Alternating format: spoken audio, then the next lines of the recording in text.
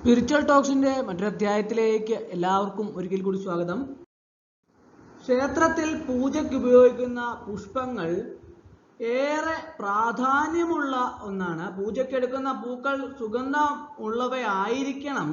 അതുപോലെ തന്നെ വാടിയതോ ഒരിക്കൽ പൂജിച്ചതോ ആയ പൂക്കളൊന്നും വീണ്ടും എടുക്കാൻ പാടില്ല. എന്നാൽ പൂജ കഴിഞ്ഞാലും വേണമെങ്കിലും കഴുകി വീണ്ടും ഉപയോഗിക്കാം എന്ന പ്രത്യേകത തുളസിക്ക് മാത്രമാണ് ഉള്ളത്.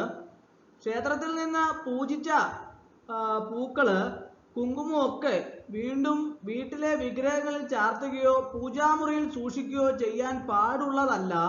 അതെല്ലാം നിർമാല്യം ആയാണ് കണക്കാക്കുന്നത്. ഏറ്റവും ശ്രേഷ്ഠമായ പൂജാപുഷ്പവുമായി കണക്കാക്കുന്നത് താമരയാണ്. ചെത്തി, മുക്കുറ്റി, മന്ദാരം, തുമ്പ, പിച്ചകം ഇവയെല്ലാം സാധാരണ പൂജയ്ക്കെടുക്കുന്ന പൂക്കളാണ്. പനിനീർ പൂക്കൾ അഥവാ റോസാപ്പൂക്കളും പൂജയ്ക്കായി ഉപയോഗിക്കുന്നു. കൂവളത്തിലെ നിങ്ങൾക്ക് എല്ലാവർക്കും അറിയാവുന്നതാണ് അല്ലെ. കൂവളത്തിലെ ശിവക്ഷേത്രങ്ങളിൽ മാത്രമാണ് ഉപയോഗിക്കുക. മുല്ലപ്പൂ വിഷ്ണുവിനും ശിവനും ദേവിക്കും പൂജയ്ക്കായി എടുക്കും. അതുപോലെ തന്നെ എങ്കിലും വളരെ പ്രാധാന്യത്തോടെ എടുക്കുന്നത് ദേവിക്കാണ്.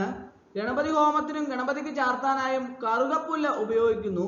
ചെണ്ടുമല്ലി ഉൾപ്പെടെ മഞ്ഞപ്പൂക്കളാണ് സാധാരണ ഗണപതിക്ക് ചാർത്തുന്നത്.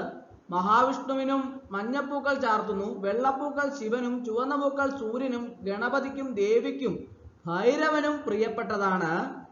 ശിവപൂജയ്ക്ക് ഉമ്മത്തിൻ പൂവ്, എരിക്കിൻ പൂവ് ഒക്കെ ഉപയോഗിക്കാറുണ്ട്. പവിഴമല്ലി വിഷ്ണു ക്ഷേത്രത്തിൽ അഥവാ വിഷ്ണുവിന്റെ അവതാരമൂർത്തി ക്ഷേത്രങ്ങളിലും ഉപയോഗിക്കുന്നു.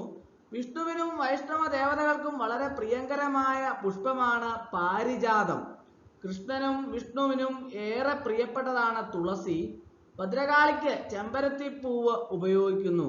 അപ്പോൾ ക്ഷേത്രത്തിൽ നിന്നും കിട്ടുന്ന പൂജാപുഷ്പങ്ങൾ വീട്ടിൽ സൂക്ഷിക്കാറുണ്ടോ എന്നതിനെ കുറിച്ചാണ് ഇന്നത്തെ അധ്യായത്തിൽ നമ്മൾ ചർച്ച ചെയ്തത്. അപ്പോൾ ഇന്നത്തെ അധ്യായം എല്ലാവർക്കും ഇഷ്ടമായെന്ന് വിചാരിക്കുന്നു. ഇഷ്ടമായാൽ ലൈക്ക് ചെയ്യണം, ഷെയർ ചെയ്യണം, സബ്സ്ക്രൈബ് ചെയ്യണം. പരമാവധി എല്ലാവരിലേക്കും എത്തിച്ചോളൂ. ഒരിക്കൽ കൂടി എന്നോട് നിർത്തട്ടെ. നന്ദി, നമസ്കാരം.